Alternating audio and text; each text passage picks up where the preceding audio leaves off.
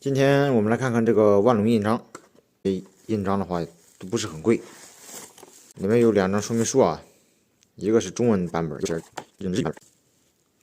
这个中奖了没啊？倒是没有中奖，这些颜色都还是挺好看的。摁这里我们就可以发声，发声发光。下面就是万龙图案，用于那个驱动器上面。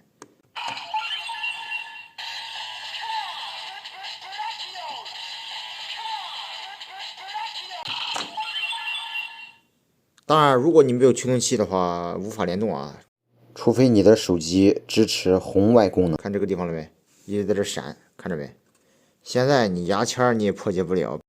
这里啊，不得不说啊，万代确实厉害啊。导致现在的牙签还有什么棉棒啊，什么尖锐物品都没有啥作用了啊。给你看看这个东西，你们看好了啊，必须要用红外线对准这个地方。只要你偏离一点点啊，这个就不行了。这是变身待机，变身。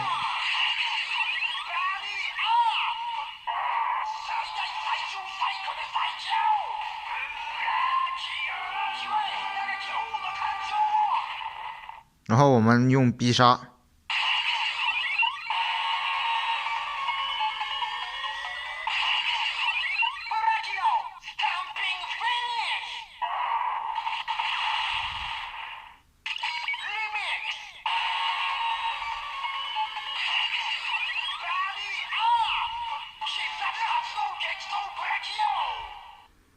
万代啊，越来越聪明了。